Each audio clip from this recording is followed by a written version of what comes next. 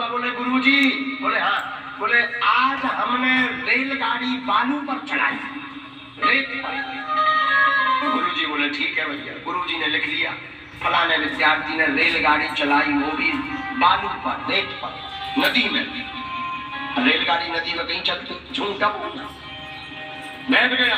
दूसरा शिष्य खड़ा हुआ, बोले गुरुजी आज हमने हवाई जहाज अपने घर के आंगन में पार्क कर दिया। गुरुजी बोले ठीक है। गुरुजी ने लिख लिया। बोले बैठ जाओ।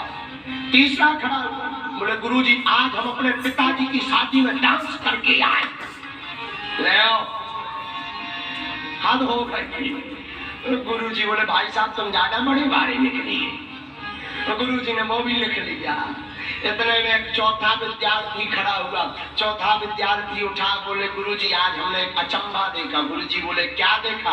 बोले एक कमरा, वो भी खाली, उसमें केवल 2 औरतें और वो भी चुप बैठी। गुरुजी ने कहा सिट डाउन, बैठ जाओ। बाद में जब गुरुजी ने नंबर दिए तो जो चौथे नंबर का शिष्य खड़ा हुआ था जिसने 2 औरतों की कथा बताई थी, उसे 100 नंबर देकर पास कर दिया। जब 100 नंबर देकर के पास किया तो पहले वाला शिष्य खड़ा हुआ, बोले गुरुजी हमारा झूठ कमजोर था क्या?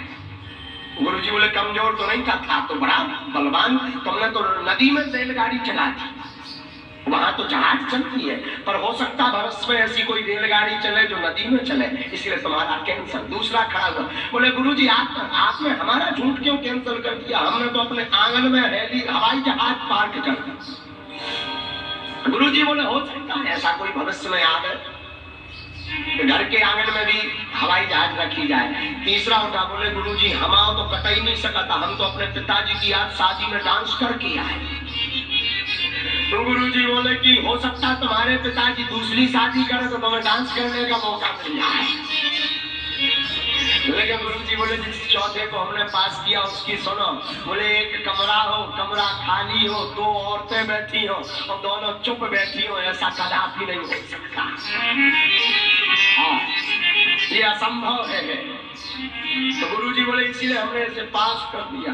तो सत्राजित नाम के जो राजा थे उन्होंने गलती की। बोले क्या? अपनी पत्नी को बता दिया कि द्वारकाधीश न हो सकता।